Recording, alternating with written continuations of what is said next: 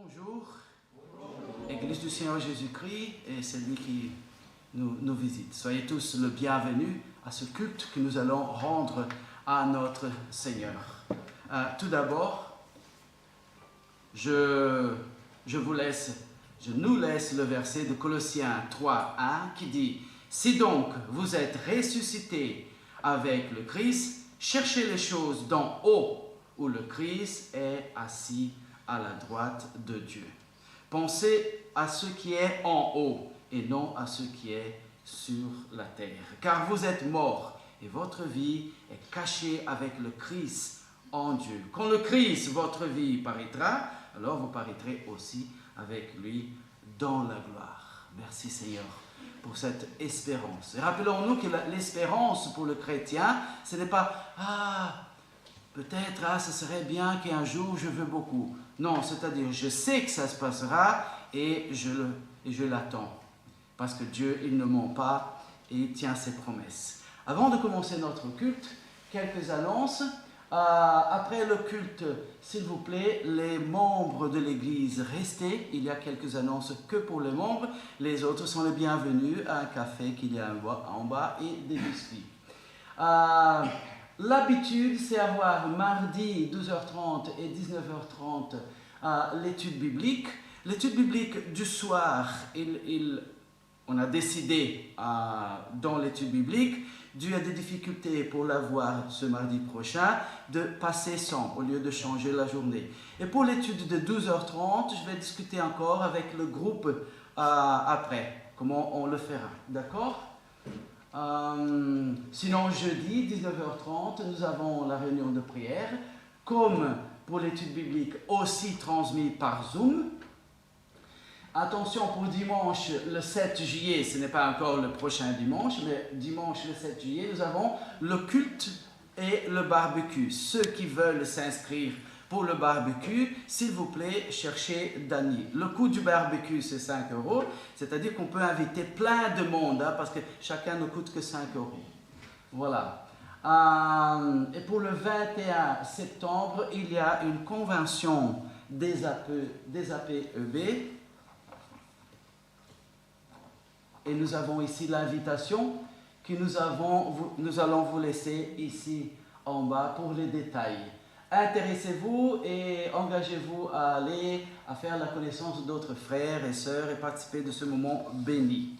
Il y a aussi, vous savez, chaque année, la boîte aux chaussures. C'est comme ça que nous l'appelons, n'est-ce pas?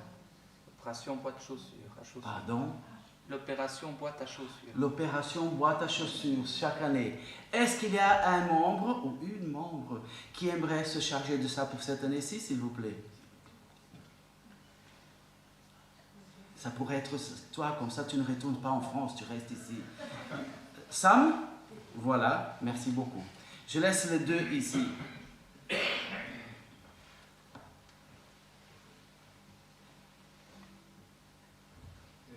Oui.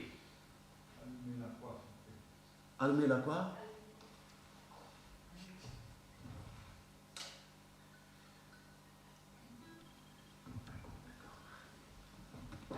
Prions. Notre bon Seigneur, nous te remercions de la joie de t'appartenir, Seigneur. Quel privilège, quel privilège. Merci, Seigneur. Merci parce que nous vivons en Christ. Si par hasard il y a quelqu'un qui nous rend visite aujourd'hui, qui nous donne cette joie, et ne te connaît encore pas en tant que Sauveur, qu'il puisse, Seigneur, touché par ta parole et ton Saint-Esprit, te connaître et devenir ton enfant, Seigneur. Quel privilège pour nous. Seigneur, reçois ce culte que nous te rendons à ce moment, Seigneur, la louange, les prières. Et merci par la nourriture spirituelle que tu nous donneras à travers ta parole, et bientôt aussi pour le témoignage de ton serviteur, Seigneur, qui est engagé à faire ton œuvre, là où il va nous expliquer. À toi la gloire pour toute l'éternité, au nom du Seigneur Jésus. Amen. Amen. Et voilà, je vous invite à chanter le premier chant d'aujourd'hui, 77, Hosanna.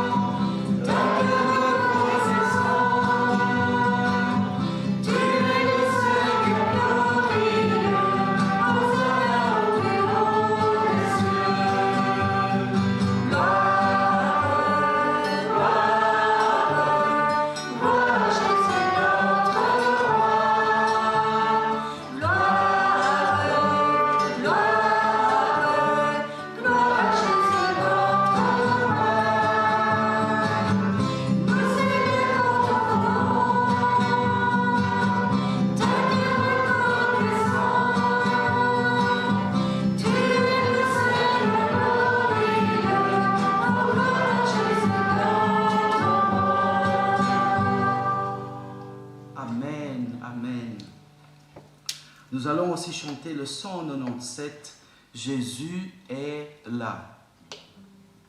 Quand le peuple de Dieu, des quatre coins de l'horizon, quand le peuple de Dieu se ressemble en ton nom, quand le cœur s'ouvre et que les mains se tendent, quand nos âmes soupirent à t'entendre, assoiffés de toi. Jésus, tu es là.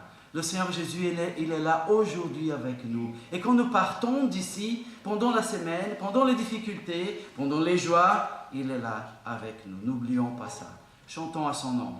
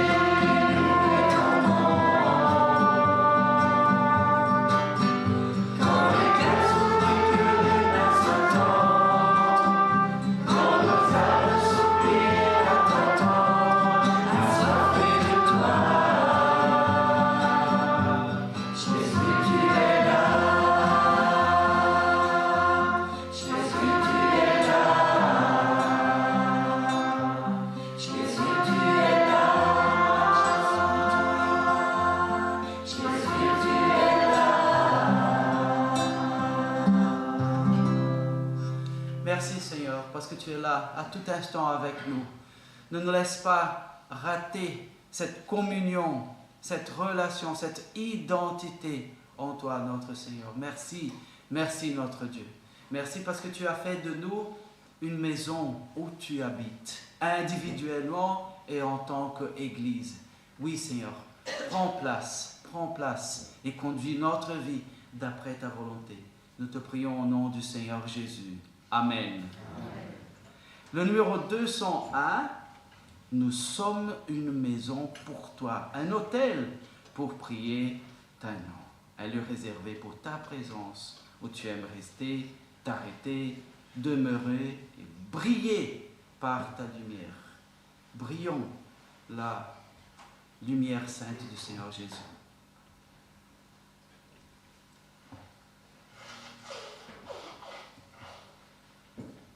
Amen.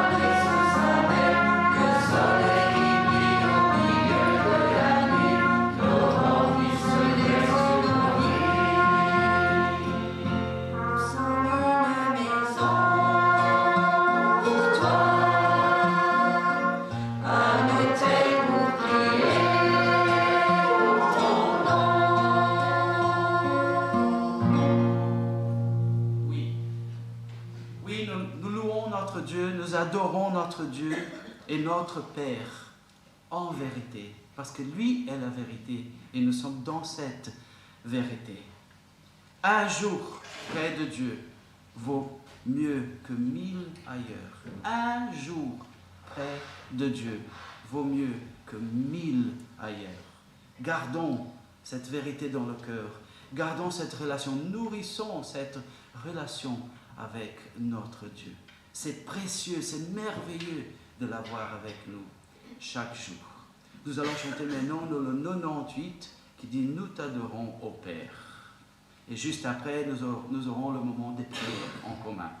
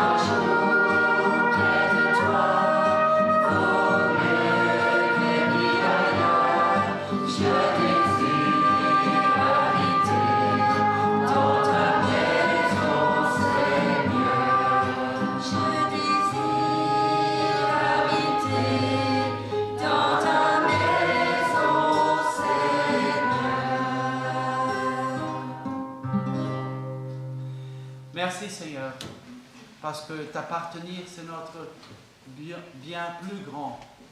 Merci Seigneur, nous sommes honorés de t'appartenir. Nous sommes honorés d'avoir ta lumière en nous, Seigneur.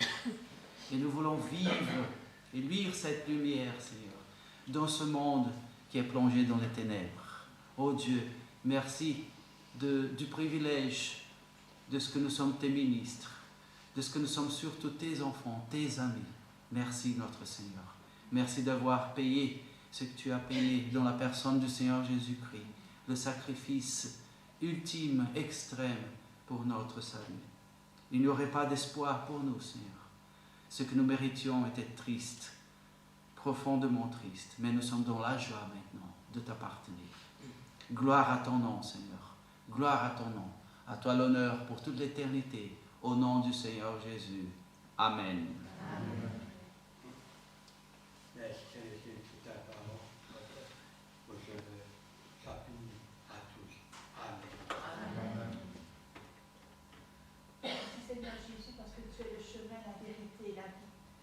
Merci Seigneur parce que c'est en toi que nous pouvons faire notre confiance. Merci Seigneur parce que tu es inébranlable, tu es toujours le même aujourd'hui et demain. Seigneur, merci parce que c'est en toi que nous pouvons, Seigneur, puiser aux sources de la vie. Merci parce que tu es notre soutien, tu es celui, Seigneur, qui nous accompagne tous les jours. Et merci Seigneur pour ta présence. Merci parce que tu es fidèle et bon. Seigneur, que ton nom soit béni, que ton nom soit élevé, Seigneur, dans nos vies, Seigneur, et tout autour de nous, pour ta gloire. Amen. Amen. Je te loue, Seigneur, pour me donner encore cette grâce aujourd'hui, de pouvoir partager avec mes frères et mes sœurs dans ta maison. Seigneur, sois loué pour toutes tes bontés. Sois loué pour l'amour que tu nous apportes. Sois loué pour la grâce que tu nous donnes d'avoir reçu ton Fils Jésus dans notre cœur. Que ton esprit règne en nous et que nous puissions encore être des lumières pour le monde. Dans le saint nom de Jésus. Amen.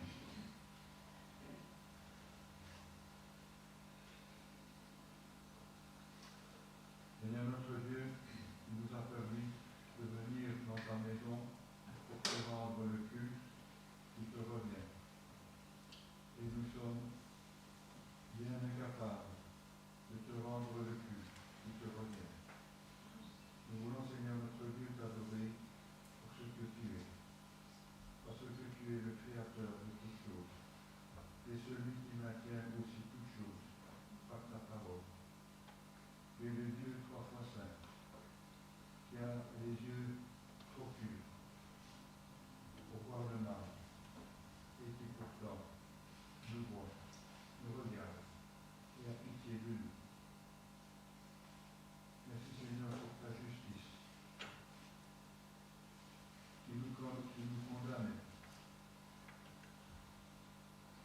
Nous te remercions d'avoir fait retomber cette juste condamnation sur ton bien-aimé, qui était le seul juste.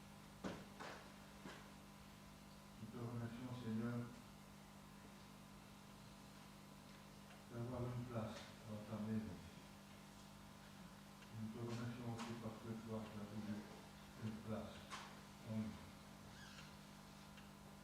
Seigneur, aide-nous à vivre. Aide-nous à vivre comme des enfants de lumière, pour que tu sois honoré. Nous te le demandons au nom de Jésus. Amen. Amen.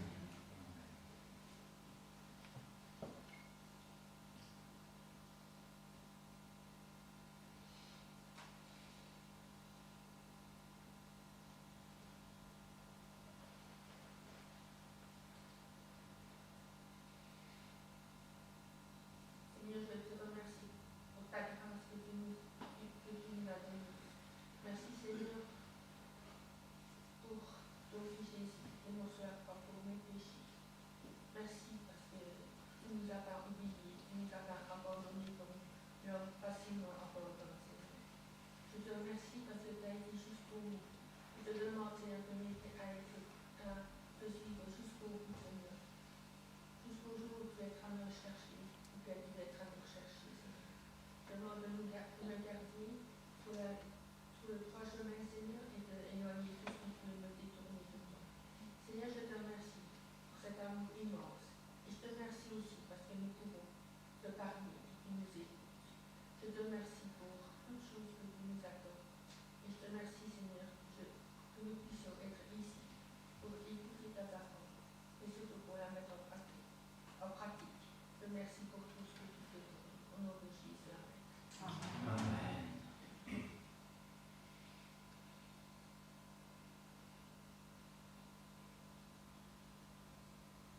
Merci Seigneur, merci et gloire à ton nom, au nom du Seigneur Jésus. Amen. Nous nous approchons du moment tellement important de la Sainte Seine, des symboles institués par notre Seigneur pour faire mémoire, souvenir de son sacrifice pour nous. Et juste avant d'y participer, nous allons chanter un chant qui parle justement d'un si grand miracle. Notre salut, un si grand miracle. En cherchant les miracles pour notre vie journalière, le besoin que nous avons de recevoir de Dieu, n'oublions pas le grand miracle qui est notre salut. Nous étions condamnés et Dieu avait raison de le faire. Il n'y avait pas d'espoir pour nous. Il a fallu que lui se donne pour nous sauver. Et il l'a fait de bon gré. 134.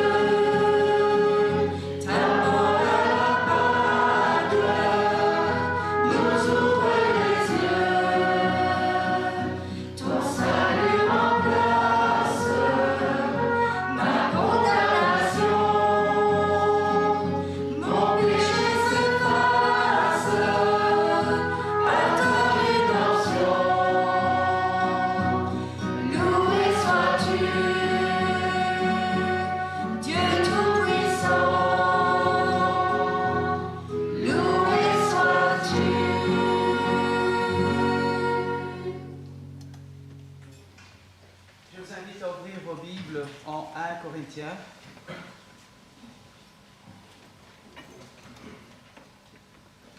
chapitre 11.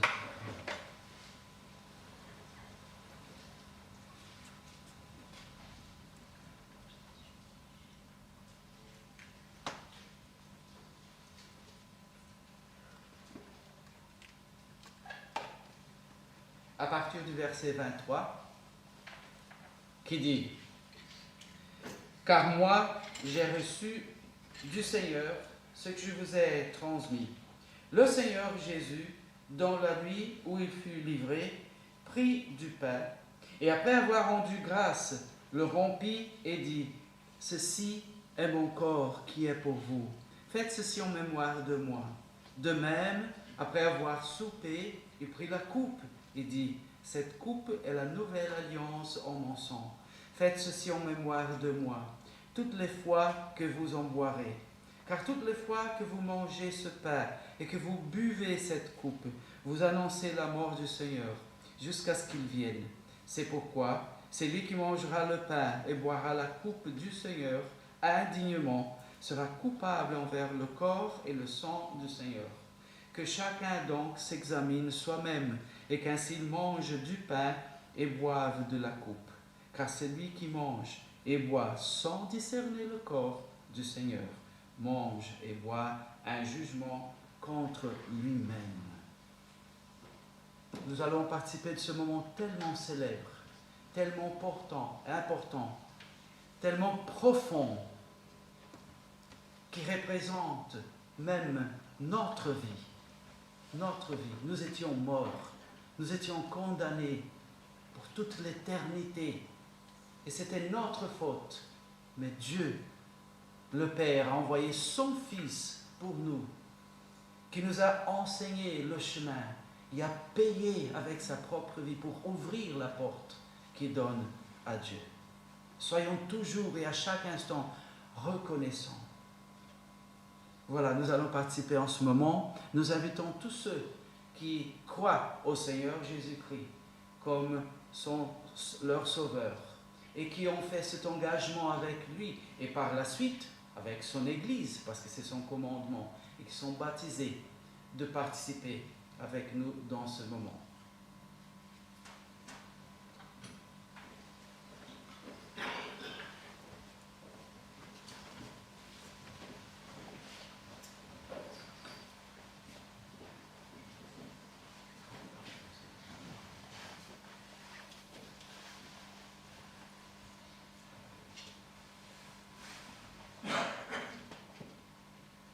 Seigneur Jésus, merci parce que ton sacrifice nous ouvre les portes du ciel.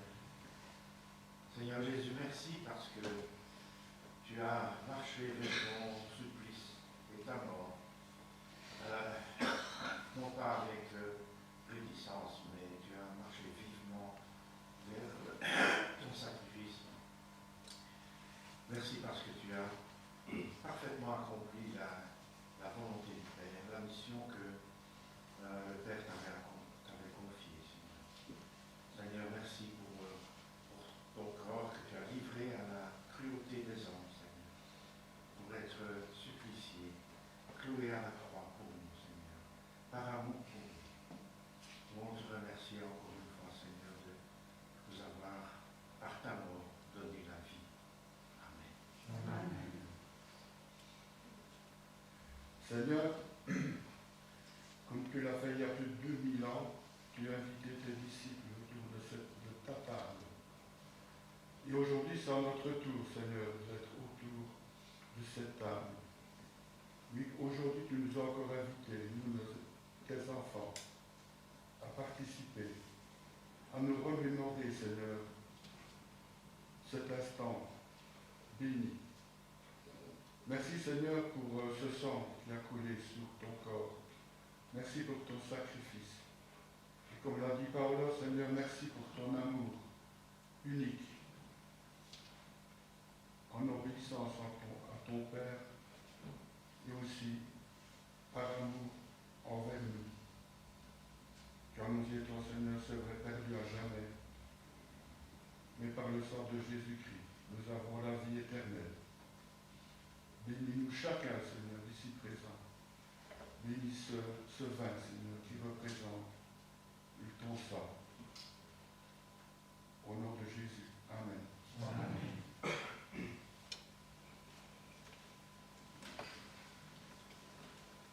Ceux qui participeront, veuillez rester debout, s'il vous plaît, pour faciliter la distribution. Merci.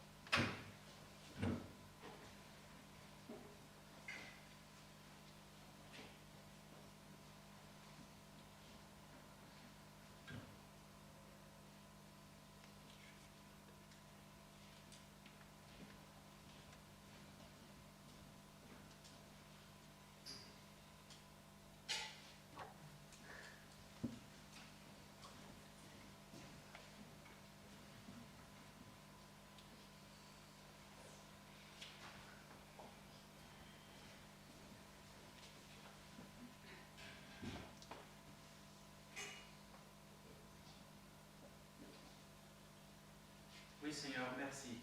Merci du corps du Seigneur Jésus-Christ donné en sacrifice, Seigneur, pour nous. Nous participons de ce morceau de pain en souvenir, en mémoire de son sacrifice pour nous. Au nom du Seigneur Jésus. Amen.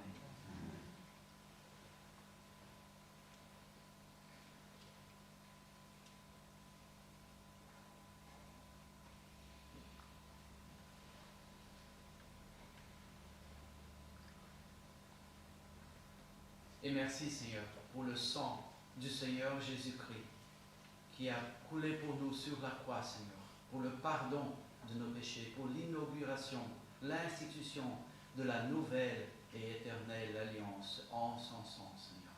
Gloire à ton nom, au nom du Seigneur Jésus. Amen.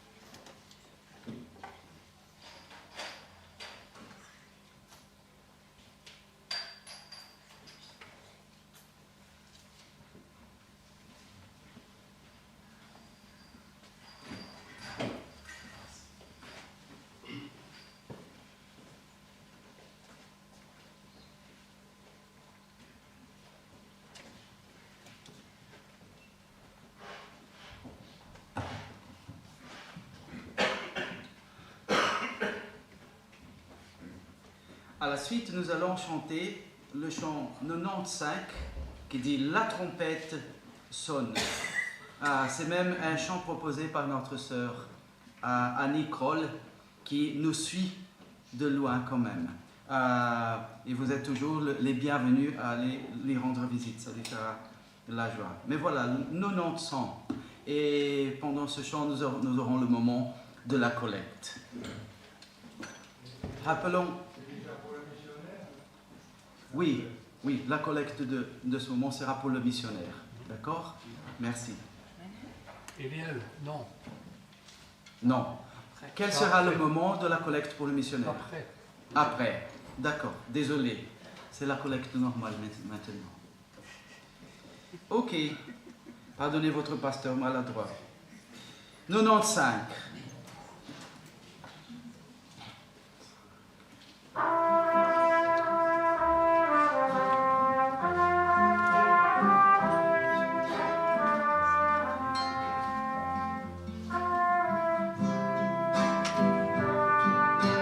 La trompette sonne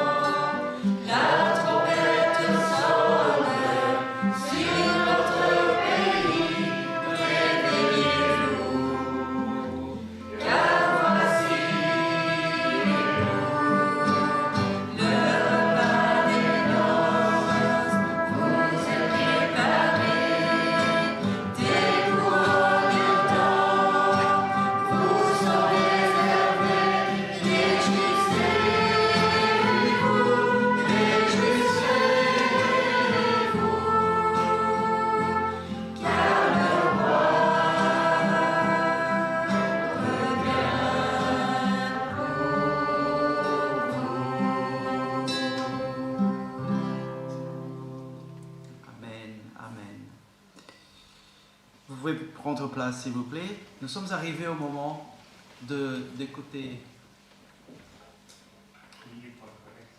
On le fera tout de suite. Merci. J'ai des bons auxiliaires. Nous sommes arrivés au moment d'écouter la parole de Dieu, d'entendre le message du Seigneur pour nous. Et aujourd'hui, j'ai une joie personnelle d'avoir quelqu'un ici que vous ne connaissez encore pas, qui s'appelle Michael. Le siciliano, alzate le mani, per favore. Et lui anche. Voilà. C'est dommage qu'Oncetta n'est pas là aujourd'hui. Mais voilà. Et qui partira en mission. Il va se présenter, il ne va plus parler aujourd'hui. Nous allons entendre le message du Seigneur à travers lui, même en français. Sicilien qu'il est. Et après le culte, il présentera l'œuvre que le Seigneur lui a appelé à faire. Et voilà, j'invite Ernest à prier, si tu veux bien, pour la collecte et pour le message qui sera donné.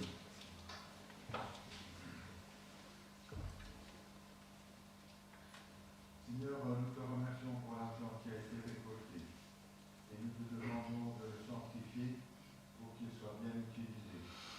Nous te remercions pour la parole que tu nous donnes d'entendre. Nous te remercions pour ton messager. Nous te demandons, Seigneur, d'être dans ses pensées et dans sa bouche pour nous annoncer le plan de vie. Nous te demandons de disposer nos cœurs à le recevoir avec obéissance pour ta gloire. Nous te demandons au nom de Jésus. Amen. Amen. Michael, s'il te plaît.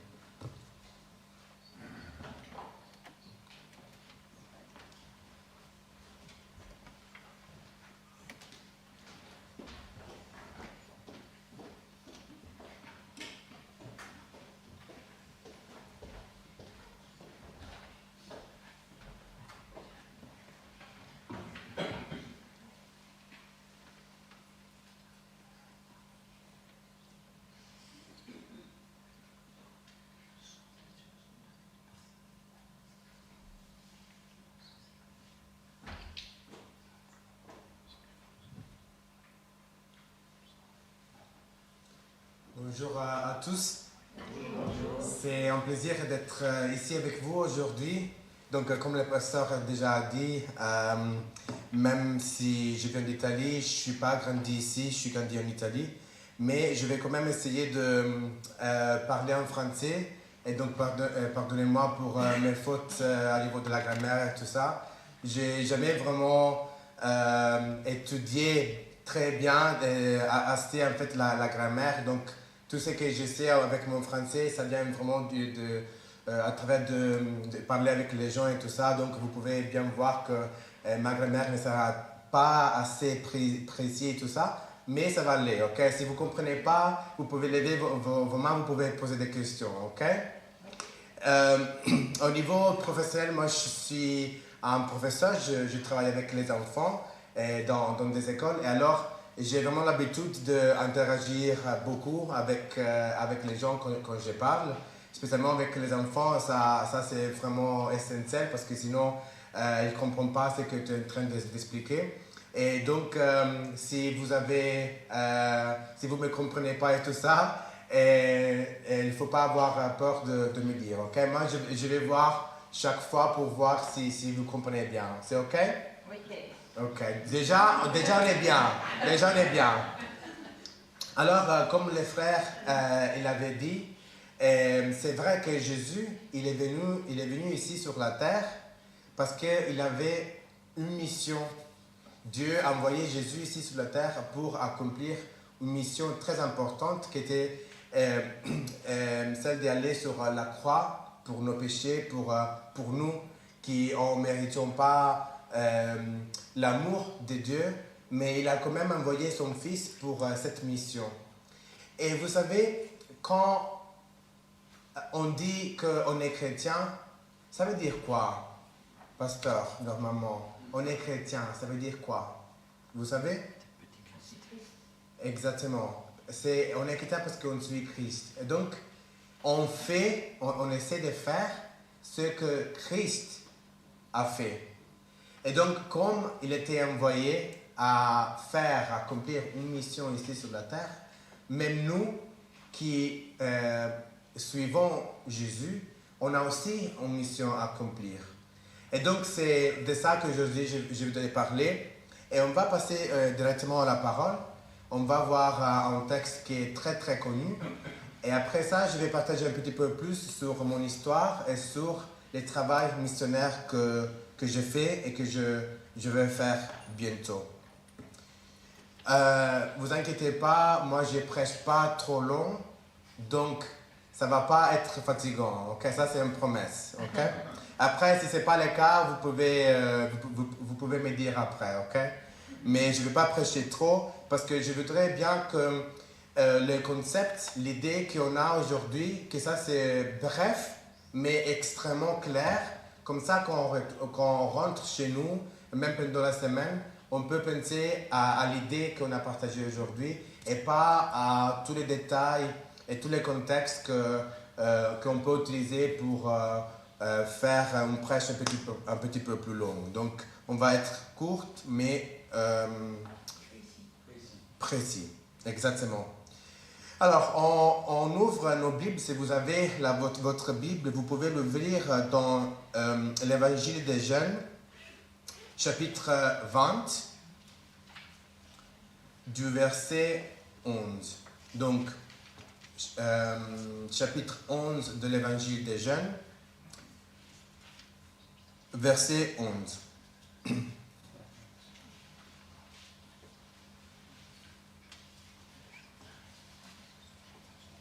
Quand vous êtes prêts, vous pouvez bien vous élever, comme ça on lit tous ensemble debout et après on va s'asseoir après.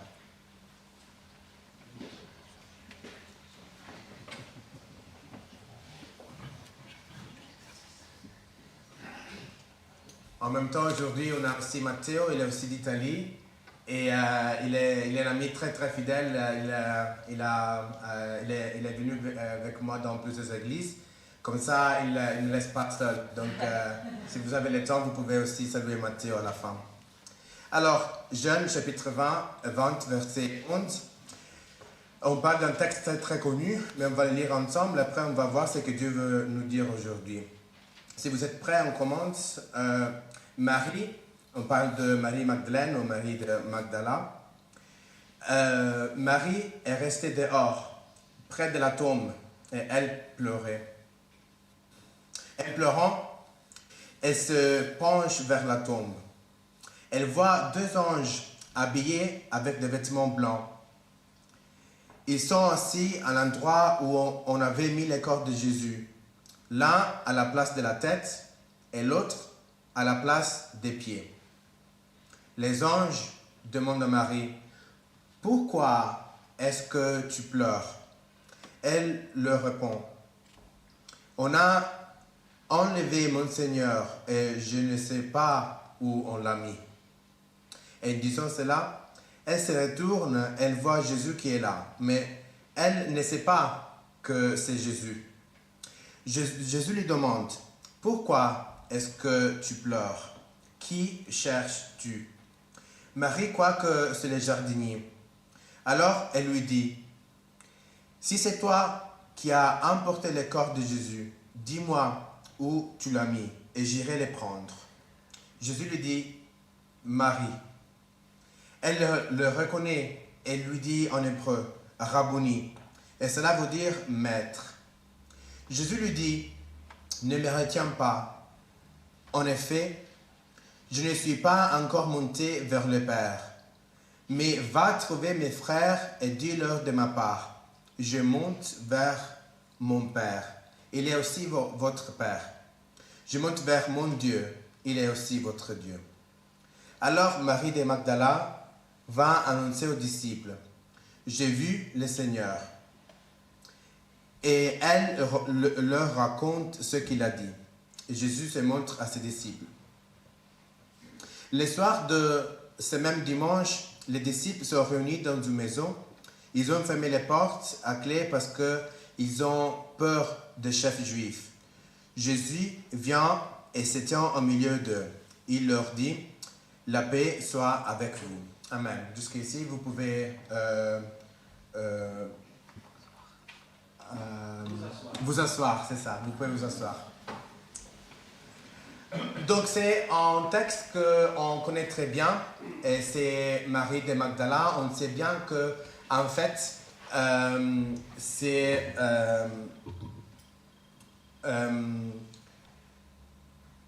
la fin de la vie de Jésus sur la terre.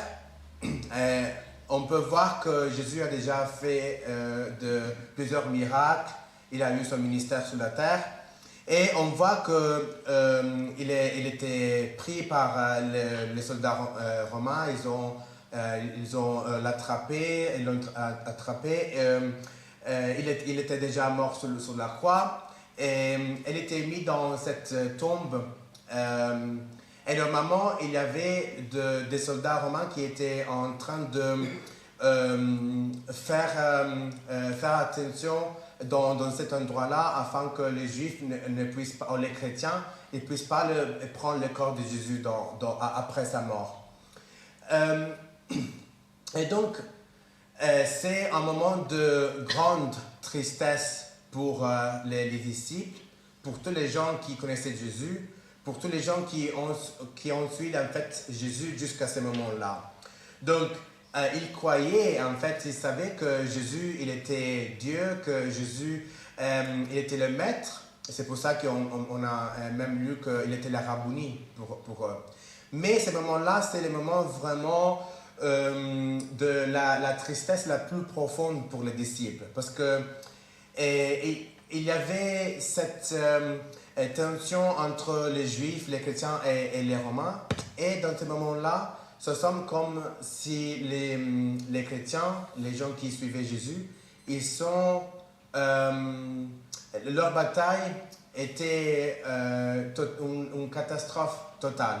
Dans ce moment-là, il n'y a pas d'espoir, il n'y a pas de joie, il n'y a pas de puissance autour d'elle. C'était vraiment le moment le plus triste et avec beaucoup de peur pour les disciples.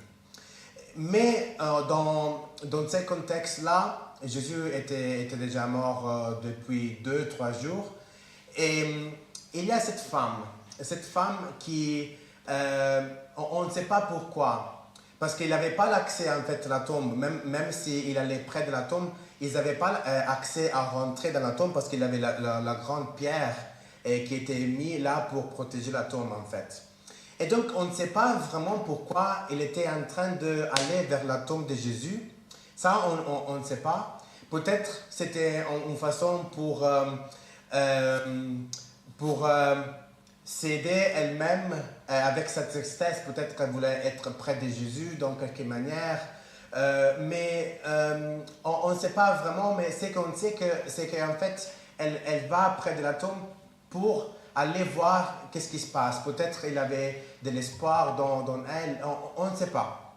Mais ce qu'on sait, c'est que cette femme, dans plusieurs passages, en fait, on voit que cette femme, elle est en train d'aller vers la tombe plusieurs fois. Ça, ce n'était pas la première fois. Dans les autres évangiles, on voit qu'ils ont allé peut-être 2-3 fois. Elle n'était même pas seule les autres fois. Les autres fois, elle était avec Marie, la mère de Jésus. Et donc, il y avait cette femme-là, ils étaient en train de voir, d'aller regarder la tombe et tout ça. Mais toutes les fois avant, rien ne s'est passé. Même si rien ne s'est passé la première, la deuxième fois, cette troisième fois, on voit Marie qu'elle va près la tombe, mais cette fois, elle est toute seule. Elle rencontre ces gens, ces anges, en fait, qui sont en face de la tombe, et la pierre est roulée, la pierre n'était pas là. Et ça, c'était bizarre pour Marie, parce qu'en fait, elle voit que quelque chose est en train de se passer, en fait. Donc, elle rentre pour la première fois, elle rentre dans la tombe. Et elle voit que Jésus n'est pas là. Ça, c'est choquant pour elle. Parce que dans la culture, ça, c'est un manque de respect énorme. Parce que pas seulement Jésus était mort, avec une mort très très triste, très douloureuse, tout ça, mais le corps n'était pas là. Donc c'était vraiment une tristesse encore plus grave que la mort sur la croix. Mais qu'est-ce qu'on connaît de Marie Magdalène dans le texte qu'on n'a pas lu dans les autres évangiles? Qu'est-ce qu'on sait de Marie? Parce que c'est une personne dans la Bible qui est très connue. Les personnes même qui ne vont pas à l'église, ils connaissent déjà cette femme, non? Donc, qui est Marie Magdalène? On sait dans l'évangile de Marc, de Luc, même dans l'évangile de Matthieu, on sait que cette femme, en fait, elle est décrite comme une femme qui était possédée par des démons, et même pas un seulement, mais plusieurs. On sait qu'elle avait une vie énormément difficile. Elle était très loin de la société normale. Donc, quand on rencontre Marie dans le texte, dans la description qu'on a dans la Bible, elle était décrite comme possédée par des démons. Et à cause de ça, vous devez savoir que dans la culture, les gens, ils étaient conscients de ces problèmes, ce type de problèmes-là. Et donc, elle n'était pas capable d'avoir des relations normales avec des amis, avec sa famille, avec les gens dans les marchés, dans les rues du village. Ça, ce n'était pas le cas pour elle. Et on sait que normalement, des gens comme ça, parce que c'était très évident, ce n'était pas une possession par les démons qu'on pouvait cacher. Elle ne pouvait pas se cacher, en fait, tout le monde savait de ça, et c'était très très clair, et les gens ne voulaient pas avoir une relation avec une personne avec des problèmes assez graves spirituellement. Vous êtes encore là avec moi, vous comprenez? Oui. Et donc, on voit cette femme qu'elle était déjà femme. Et on sait dans la culture, malheureusement, dans ce moment-là, les femmes, elles n'avaient pas trop de pouvoir au niveau social, ils n'avaient pas trop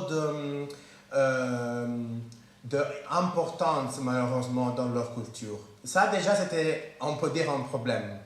Après, avec ces problèmes spirituels, c'était vraiment une personne mise à part. Mais pas dans le bon sens, c'était en fait dans le mauvais sens, en fait. Parce que personne ne voulait pas être avec elle et elle était vraiment très éloignée. Mais vous savez, dans l'évangile de Luc et même Marc, on voit que c'était en fait Jésus qui l'a rencontrée pour la première fois. Et c'était lui qui en fait l'avait guéri de cette possession démoniaque. Et donc, Marie, elle avait déjà rencontré Jésus comme guérisseur, comme quelqu'un qui pouvait guérir ses maladies spirituelles, tout d'abord. Et par conséquent, elle a aussi guéri ses relations avec les gens. Parce que sans ces problèmes spirituels, maintenant, elle avait la possibilité d'avoir une relation normale avec les gens. Et vous savez, la guérison qui est arrivée par Jésus, et n'est pas fini là, parce qu'en fait, cette femme est très très éloignée, elle a commencé à le suivre. Et Jésus était son maître. Son maître, pas parce qu'on dit maître comme ça, tu vois. Maître, ça veut dire que vraiment, il était en train d'enseigner aux disciples, mais même à Marie, les choses spirituelles de la vie, les choses du ministère, les pouvoirs, la relation avec Dieu et tout ça. Et comment on fait à savoir ça? C'est parce que dans l'évangile de Luc, dans le chapitre 8, en fait, on voit clairement que quand Jésus faisait son ministère, pour les 3 ans qu'il a guéri les gens et tout ça, il n'était pas seul, il était avec les disciples, ça on le sait bien. Mais est-ce que vous savez qu'en fait, ce n'était pas seulement les 12 disciples qui allaient avec Jésus par les villages, sur la rue et tout ça, dans la synagogue? C'était aussi un groupe de gens beaucoup plus large qui suivaient Jésus. Il y avait aussi des femmes. Et parmi ces femmes, il y a Marie Magdalène. cette femme qui était énormément éloignée avec des problèmes spirituels, mais elle était devenue une des personnes qui suivaient Jésus en fait. Et vous savez, quand on est un groupe comme ça, même si c'était un groupe nombreux, Jésus, il avait une relation spéciale avec tous ces gens qui allaient avec lui. Parce que, imaginez-vous, il faisait des miracles, des guérisons. Et il parlait avec cette sagesse énorme.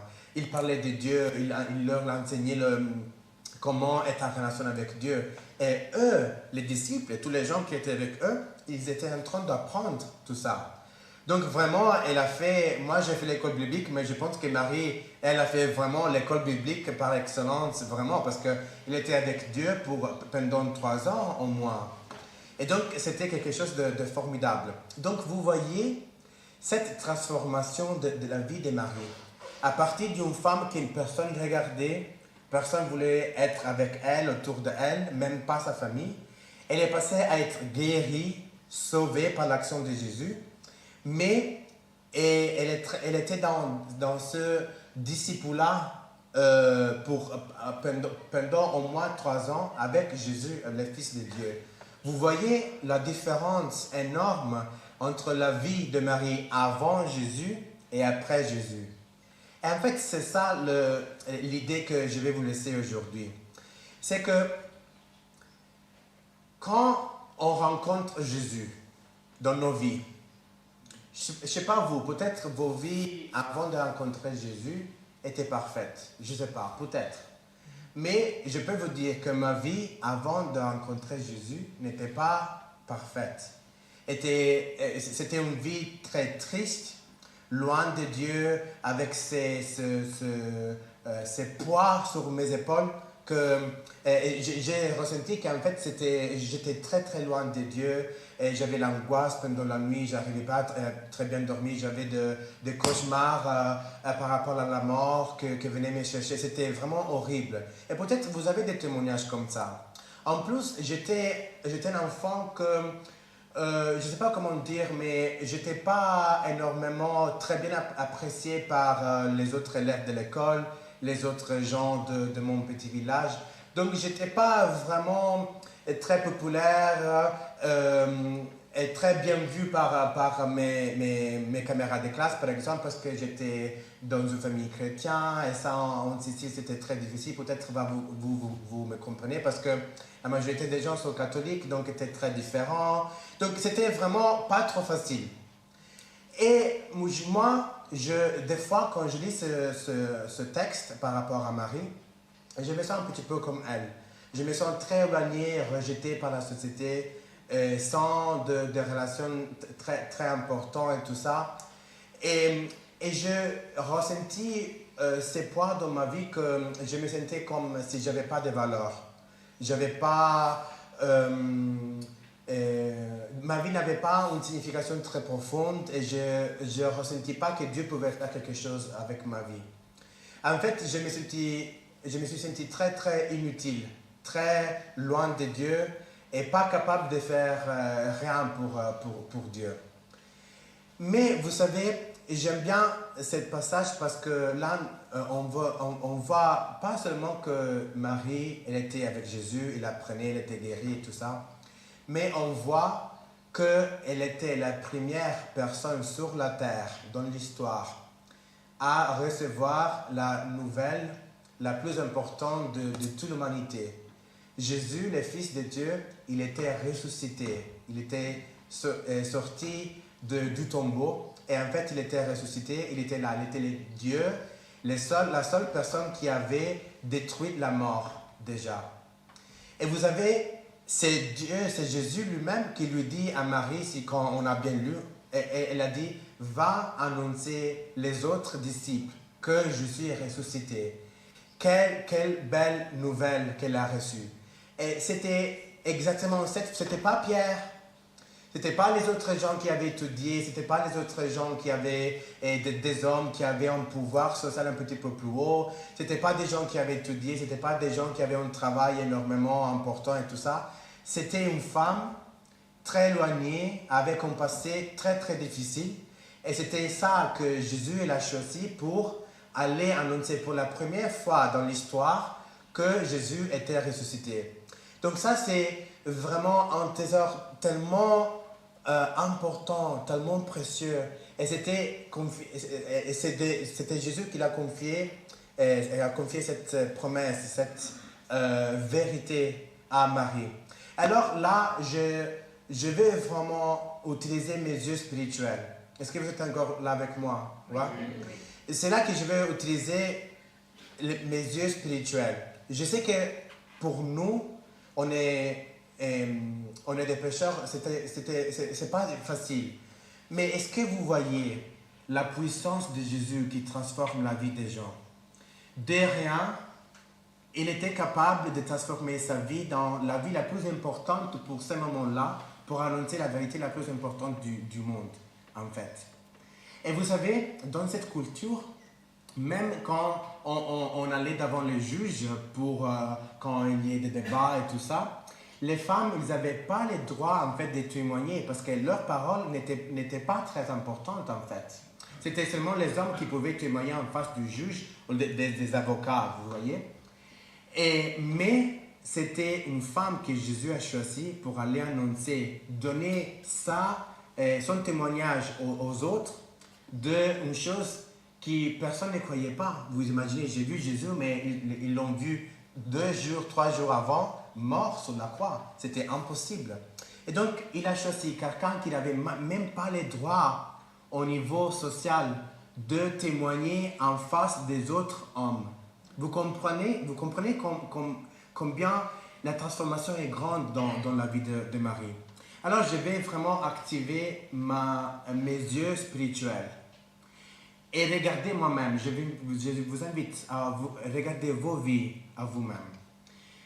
Une vie que pour moi n'avait pas de valeur avant de connaître Jésus, mais une vie qui a été transformée par la puissance de Jésus, par la puissance du Saint-Esprit. Une vie qui peut être utilisée dans le royaume céleste, dans le royaume de Dieu ici sur la terre, comme Marie, elle était utilisée par Jésus. Et je veux vraiment, comme Marie elle a fait, elle a mis sa vie à disposition pour Dieu. Elle était disponible pour Jésus, pour travailler pour le royaume. Et moi-même, même si ma vie n'avait pas trop de valeur et tout ça, et je ne croyais pas en fait que Dieu pouvait m'utiliser, je vais croire par la foi que Jésus peut encore m'utiliser, peut faire quelque chose avec ma vie. Et je peux être un exemple, pas parce que je suis capable, rien de ça. En fait, c'est parce que Dieu est en train de transformer ma vie et il veut m'utiliser pour faire quelque chose. Et vous savez, c'est quoi la chose la plus grande qu'on peut faire pour Jésus, pour Dieu ici sur la terre? C'est une chose la plus importante. C'est aller, comme Marie elle a fait, aller annoncer à les autres que Jésus, le Fils de Dieu, il est ressuscité. Et il a gagné la mort. Il est Dieu, le Dieu vivant, qui a la capacité de transformer nos vies et la vie des autres. Et donc, c'est ça la mission qu'on a parlé déjà aujourd'hui. C'est ça la mission qui nous a été confiée par Jésus. Donc, on veut vraiment croire que n'importe notre passé, n'importe la situation dans laquelle on était ou peut-être on est maintenant, Jésus, il a quelque chose à faire avec nos vies, avec ma vie, avec ta vie aujourd'hui. Et la chose la plus importante, c'est pas de... Tu vois, on peut faire plusieurs choses pour l'église. On peut chanter, on peut nettoyer, on peut prêcher, tout ça. Ça, c'est très important. On sait que dans notre société, ça, c'est essentiel. Mais s'il n'y avait pas ces bâtiments aujourd'hui, s'il n'y avait pas les musiciens qui chantent, qui jouent de la musique et tout ça, la chose la plus importante, c'est en fait de parler aux autres du fait que Jésus il est ressuscité pour nos vies, afin qu'on puisse avoir cette vie éternelle, qu'on peut avoir cette relation avec Dieu et qu'on a droit d'aller au ciel avec lui un jour. C'est ça? Amen. Et comme Marie, je me suis ressenti aussi dans le passé, comme ça dans le passé. Et c'est un jour, il y a quelques années, j'ai ressenti qu'en fait, Dieu était en train de m'appeler à un ministère très spécifique, un ministère missionnaire. Vous savez, j'étais vraiment très jeune, il y a déjà presque 7 ans, et je me sentais pas capable de répondre, même pas répondre à cet appel de Dieu missionnaire pour ma vie, pour ma vie entière et pour un travail à l'étranger. J'étais en Italie, j'étais en train de finir mes études, j'étais en train de travailler déjà dans une grande ville. J'avais vraiment une carrière devant moi, j'étais prêt à me donner dans mon travail et tout ça. Mais vous savez, quand Dieu il est arrivé avec cet appel missionnaire, je ne comprenais pas. Mais la première chose que j'ai dit dans la prière, c'était « Moi, je ne suis pas capable. Moi, je n'ai pas les capacités qu'il faut avoir pour aller faire le missionnaire. » Et je lui disais à Dieu, est-ce que tu m'as regardé? Est-ce que tu as vu ma vie? C'est une catastrophe. Je n'ai pas d'argent, je n'ai même pas fini mes études, je n'ai pas une carrière. J'étais un petit étudiant qui était là-bas en essayant de faire quelque chose avec sa vie. Et je lui ai dit, moi, je ne suis pas capable. Est-ce que tu as vu mon passé, d'où je viens, avec ma famille et tout ça? Et j'ai rien. Qu'est-ce que tu veux que je puisse donner aux gens si je pars à l'étranger faire les missionnaires? À faire quoi là-bas? Je ne pas prêcher, je n'ai pas étudié la Bible, je ne connais rien. Mais vous savez, quand j'ai lu ce passage là-bas, je me suis rappelé que même les gens les plus loin, les gens les plus rejetés, les gens avec rien au niveau des connaissances et tout ça, et c'était avec ces personnes-là que Dieu veut travailler. Et même aujourd'hui, c'est avec ces genres de personnes que Dieu veut travailler. Pas parce que je suis capable, pas parce que je n'ai rien de spécial, mais c'est parce qu'en fait, Dieu, il est capable d'utiliser des vases d'argile et les transformer dans des vases qui, en fait, ils amènent de l'or à l'intérieur. Donc, nous, on reste fragile, on reste des vases qui, si ça tombe par terre, c'est fini, tu vois, c'est détruit. Mais en fait, Dieu nous rend capables d'amener ces trésors aux autres. Et vous savez, ici dans l'ouest de l'Europe, on a plusieurs églises. Même ici en Belgique, il y a des pasteurs, il y a des missionnaires, il y a des églises, il y a des gens qui ont lu, étudié la Bible et tout ça. On a tout ce qu'on veut en français, en néerlandais, tout ça. Mais vous savez, il y a des pays où Dieu n'est pas disponible comme il est disponible ici, au niveau d'avoir l'accès à Dieu. Il n'y a pas des églises, il n'y a pas des gens qui ont étudié la parole de Dieu assez bien. Il n'y a pas de pasteurs, il n'y a pas des gens qui ont étudié, qui ont eu une conversion dans l'évangile depuis 20 ans, 30 ans. Il n'y a pas des gens qui ont fait l'expérience en fait. Et donc c'est dans ces pays-là où on a vraiment l'urgence d'amener l'évangile, parce qu'ils n'ont pas l'accès à l'évangile, ils n'ont pas l'accès à croire, à savoir ce que Dieu a fait pour eux. Mais nous, on est nés dans des pays où ça c'est facile. On peut aller dans n'importe quelle église, on peut parler avec n'importe quel pasteur, avec les anciens de l'église et tout ça. Donc vous comprenez, il y a des gens qui sont désespérés parce qu'ils ne connaissent pas Dieu. Ils ne connaissent pas ce que Jésus il a fait pour eux. Et donc c'est dans des pays comme ça, dans des pays où il y a vraiment l'urgence de partager l'évangile, c'est là qu'en fait on a besoin d'envoyer des missionnaires qui se sont préparés afin d'aller et faire des disciples là. Alors pour finir, je vous encourage à regarder vos vies et regarder dans le miroir comme Marie, elle a été transformée. On croit que même nos vies peuvent être transformées, utilisées par Dieu. Même si nous-mêmes on n'y croit pas, Dieu il est capable, il veut faire quelque chose de grand avec nos vies afin qu'on puisse partager l'évangile avec les autres. Donc, on veut rester dans la prière. En fait, on va fermer nos yeux. Je vais faire une petite prière. comme ça, on puisse vraiment réfléchir sur ça. Oui, Père Céleste, je prie pour chaque personne qui est ici aujourd'hui. Je prie pour nos cœurs, pour chaque cœur aujourd'hui.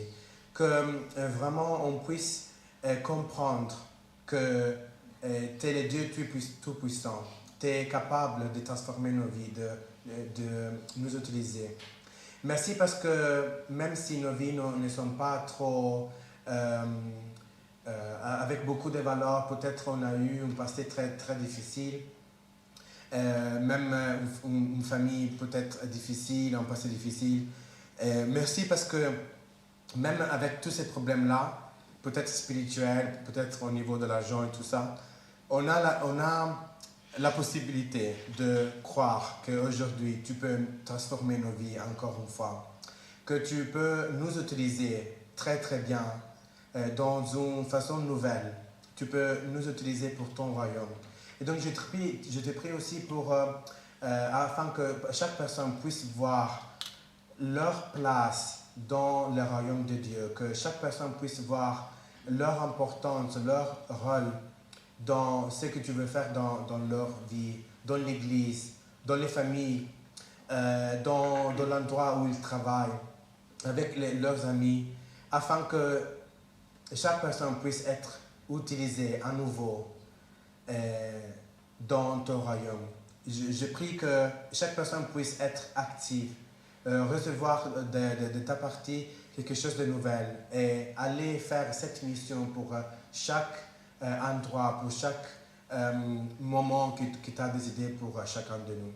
Donc je prie que tu puisses vraiment nous remplir de puissance et que tu puisses nous montrer ce que tu veux qu'on fasse pour toi. Je prie ça dans le nom de Jésus. Amen. Amen.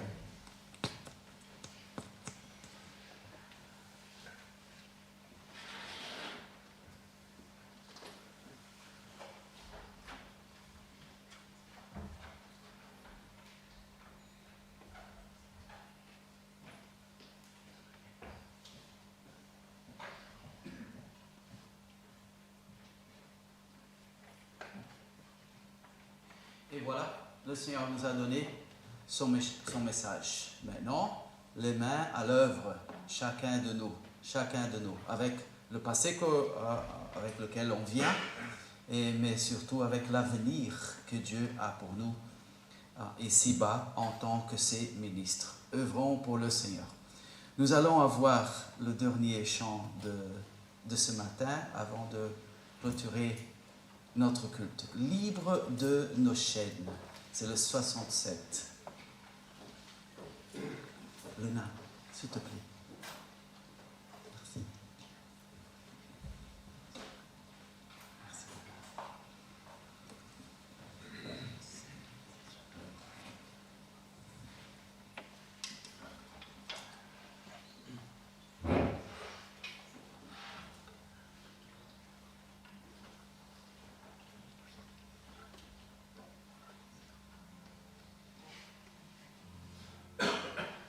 Thank